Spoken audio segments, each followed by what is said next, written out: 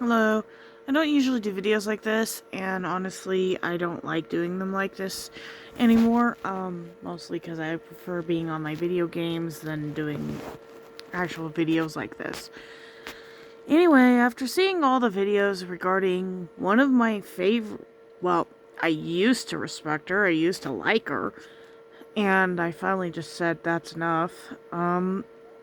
To be honest, I'm just gonna say this to Emily Artful. I'm terribly sorry about what happened to you. That is something that triggered me quite a bit. Because I've been on the receiving end of cyberbullying and also stalking on the same, not at the same level, but again, it triggered a huge, uh, memory for me that really sucks. And I would never wish that on anybody, even my worst enemy, which, by the way, if he saw this video, he'd probably agree with me 90% of it. Um, what I'm gonna mention is, yes, on my videos earlier, yes, all of it's true. Um, I've been on the receiving end, and it sucks. Regretful Flyer did a lot of damage. I lost a channel because of it, because I lost the I lost the password intentionally. Okay? I intentionally lost that channel because of the memories it dug up and what he had said. For one, my cat Kurtz, who was this orange tabby that I loved to hell and back, died by a wild animal. He was basically killed, and I was accused of murdering my cat. And for me, that was my baby, and I still to this day will tear up because I miss Kurtz that much. And that individual actually did get arrested. He did face jail time. He did get a lot of jail time because of what he did. Not only to me, but to about 6 other girls that actually went and said something. I believe it's 6. I was the 6th girl to talk out. Um, Another issue is ongoing with mine, and that is a different individual entirely, which if you read my tweet, I'm Rekka, and that is what I had done. What my fiance had done on Monday actually did happen. Luckily for me, that is an ongoing issue which may get a resolution faster than I expected, because technically dealing with that guy is kind of a different story in itself. I'm not really going to go into detail about that one, but like I said, more or less what CreepShow Art did, just triggered a lot of bad memories for myself. And I honestly, for me, Emily, you did everything correctly. The thing is, I started questioning a lot of what Creepshow was saying. Like, if I was posting, I did say maybe a few things, but not a whole hell of a lot. Because, one, if you have a stalker, you don't openly tell people you have a stalker until way after the fact. The fact that she said it was for 8 years, kind of was jarring, because it's taken me since 2009 to actually admit what happened to me. Because there was another issue that kind of dogged me, but that one's slightly different. It's not stalking, it's just rumors and stupidity on the part of a community of idiots. Um, the other issue was the fact that, one, she didn't have verifiable proof. At least I have the text of the individual who was constantly texting me since 2007. I also still have partial proof of Regretful Flyer's idiocy on DA, where some of his journals are still there, and half of the lies that he told. and the fact that he got called out by myself and about 10 other people. So, yeah, usually, that kind of cyber stalking leaves a paper trail that is a little bit bigger than you think.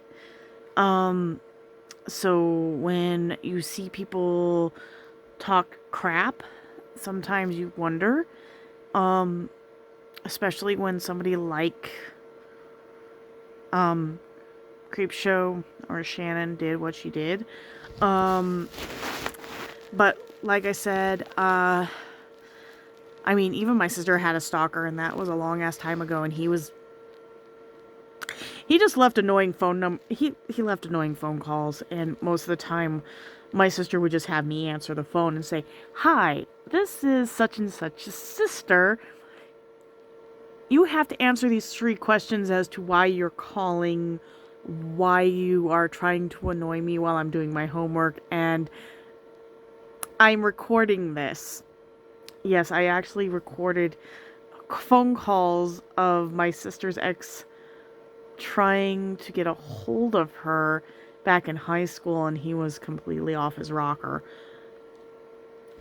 Just again, that was a long time ago, and we don't have those recordings anymore, thank gosh, because some of those were pretty damn funny.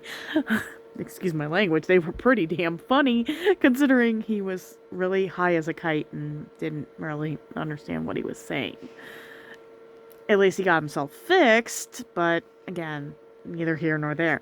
But again, I questioned a lot of what CreepShow was saying because, one, there's a lot of stuff that she said that didn't really make a world of sense to me as somebody who has been through this and has seen it with, one, my best friend and his issue, and then there's also myself with my cyber stalker / bully. And I I actually can prove Regretful Flyer did all that crap, because you look up his thing on DA and it's still there. They keep saying they'll delete it. I'm praying they'll delete it, because I honestly don't want that crossing the line there, because my friend who called him out also got in trouble. So yeah, 90% of what happened to myself can be proven, because you can also look up the person that did the cyberbullying to me, and you'll find his little footprint, and he's still wandering the internet, not realizing he's left a footprint. And to be honest, people will talk about how this kind of stuff happens. I actually had somebody ask me why did I get cyberbullied? I don't know. I've never known. The reason why I believe I got cyberbullied was because I spoke out and called Regretful, well, bullshit. Half his stuff was bullshit. And it was bull. It was literally, he lied 90% of the time. And to me, CreepShow pulled the biggest Regretful Flyer BS ever. And she pulled it on an innocent individual who was trying to clean up her life, trying to get her life back in order. And I believe Emily Artful is completely innocent.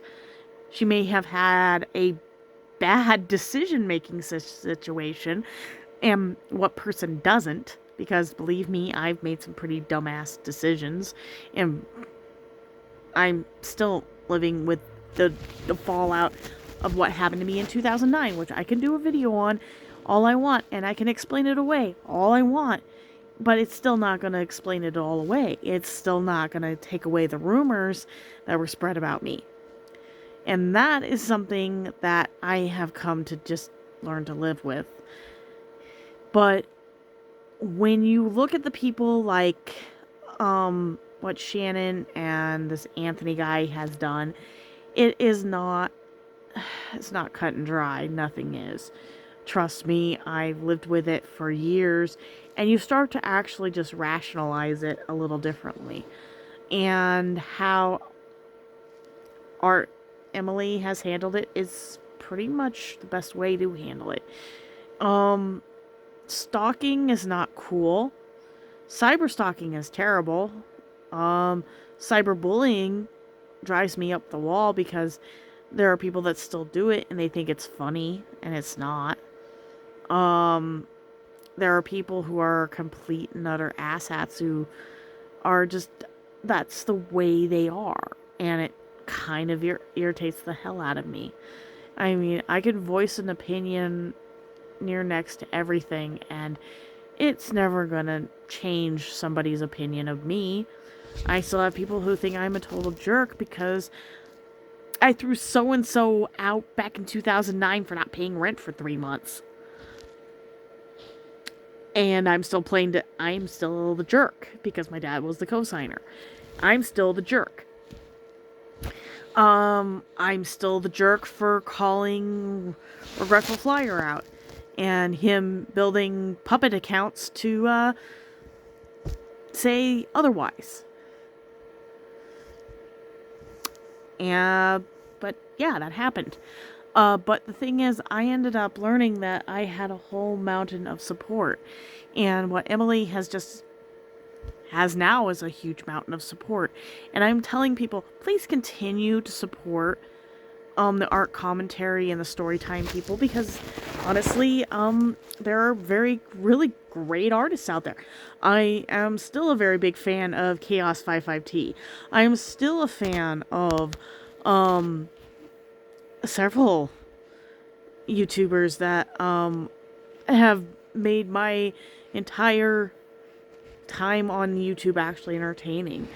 My commentary page with the writers, Nagi's writing spot, or whatever, the writer's corner that I created on Blogger, doesn't have much readers. I don't really care, because the commentary I'm making generally is the commentary of what I've noticed and what trends. I mean, right now I'm doing the whole thing with CreepShow, which really does affect me because I was a viewer. I enjoyed her. And then I found out she was lying to me, which is kind of, I don't know. I'm still muscling through that. I'm doing stuff for furry commentating. I'm doing an entire 3-part series on a thing in Colorado called the Furry Raiders, where I'm at, which is complete and utter bullshit because the guy who runs it is a complete crazy loony. And not all furries are like that. And then there's also some other commentaries I'm making about cosplay and other things that go on. And it's mostly that blogger is set up for fans to go in and say, hey, can you do a talk? I would like to hear or see your perspective on whatever art thing that is going on right now. Or are you into this? Or, I mean, I did a commentary about a while back when Regretful Flyer accused me of stealing my own art. That was completely out the blue. Nobody read it. I'm aware of that. But it was also a defense for me, defending my own artwork, and the fact that I'm pretty bad at it. But again, that is the whole concept of what I've looked at, and I'm looking at what Emily Artful does, and she does a way better job than me.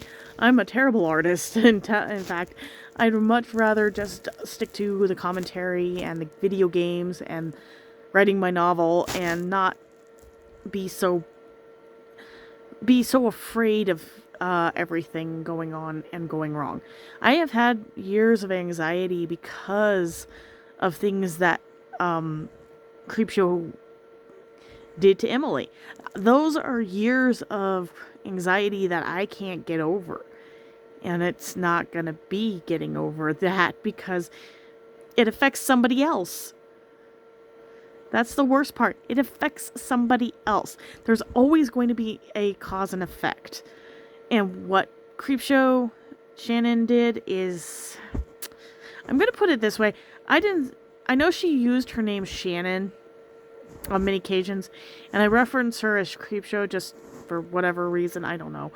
But what causes and effects is when her friends, who are people who are YouTubers who have gotten to know her, are getting this thrown in their faces. It's just like when my little sister had been modeling back in high school, and her friend got jealous and decided to spread a nasty rumor, and that rumor followed my sister all the way up till 2019. And when she passed away, that instantly that brought back a lot of those memories of me being unable to defend her. And I'm sorry. I cannot handle seeing other people go through that bull. And I'm sorry, Emily. You handled this like a rock star. You handled this way better than most of us fans have ever handled it. And I am never going to be 20. I'm not going to ever be like that ever again. I thought CreepShow was an interesting artist. I thought her stories were cool. But a lot of it just, to me, like one of the days I was watching her and I thought, oh, that's blotch art. I hate that stuff. And she was talking about something, I can't remember what. My brain just went completely mush. And I thought, her personality sucks. A lot of her stuff. You can be a great artist, but your personality can be crappy as hell. And I've lived with that kind of both in the community of anime fans that I'm friends with. And the ones that are really cool are the ones people think have the worst personality because they've been hurt for so many damn times. I mean, one of my really good friends does Yami Kawaii art, and she's been ridiculed for doing that kind of art, and that sucks because she's really good. And when I see Shannon's, the fact that, okay, I am learning disabled, so the things that she does and on LOL Cow kind of pissed me off, because those are the people that have put me down all my life. So, to be honest, to anybody who's affected by what Shannon has done, I am really sorry, and I'm really not sure how to respond to this, because you guys put forth material and content that is just interesting to me. I mean, the commentary stuff and the story time stuff reminds me a lot of the stuff that I used to do and talk about to people a long time ago. And oftentimes there's advice mixed in. Some people have given advice to me that have been on YouTube, and I thank you guys quite a bit. So again, what Shannon's done is not only deceitful, but harmful. And I'm sorry. I'm going to be sorry for a very, very long time. Anyone who has anything to say to me, that's fine. I'm not trying to milk this. I'm just saying what I'm saying. And that is, we need to move on. We need to actually put the commentary stuff aside. Do the art. Do what makes you feel great. Because when you do something great, the person like Shannon can't do anything to you. And that's one of the things I learned when dealing with Regretful. With Regretful Flyer, I just thought, okay, I'm just not gonna do this anymore. My commentary blog was shut down from 2016 to present, and I just couldn't bring myself to write anything. Also, losing the password doesn't help. My memory's terrible, so I found the password and redid it, and I started redoing the commentary. But yeah, that's my take. I spent 20 minutes now trying to reiterate what I've always said, and whatever Shannon has done, we can move past it and do better. I bet there's way better artwork that you guys have done that I love and I will continue watching for, because you guys actually don't know this, but I do write fantasy and science fiction, and some of your artwork kind of give me ideas. And whenever I run out of ideas, it's like, maybe I should just go to the commentary artists and start watching your videos, because that's what I'm a stupid artist. I'm a stupid writer who can't figure out what kind of fantasy to work with, and sometimes some of your artwork gives me some of the nicest ideas ever. So I want to thank any and all of the artists who do this stuff. Especially, I've now put Emily Artful on top, Chaos55T, and a bunch of other ones. I still watch the animation story times with Cypher Den, Illymation, and all of that. They've inspired me to keep writing. And also, if you want to go to my the writer's corner, I think it's called Nagi's Writing Spot.com or something, and you can find all of the stuff that I'm commenting on. If you are interested in any of the furry goofball stuff, yes.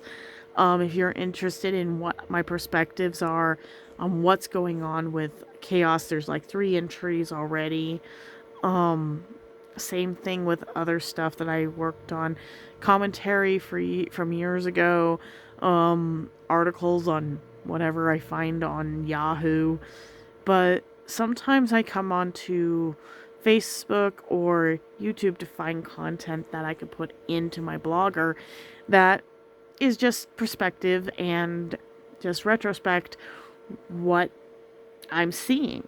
And what I saw with Shannon is the same high school BS. She has not grown up, and it hurts our community even more when you have people like that. I've lived with people like this, and they only thrive on more chaos. So please, for one thing, I know it's hard, and I know it's terrible that this happened. And I want the art to continue. I want the commentary to continue, because not everybody, can survive it. So again, thank you, and have a nice night.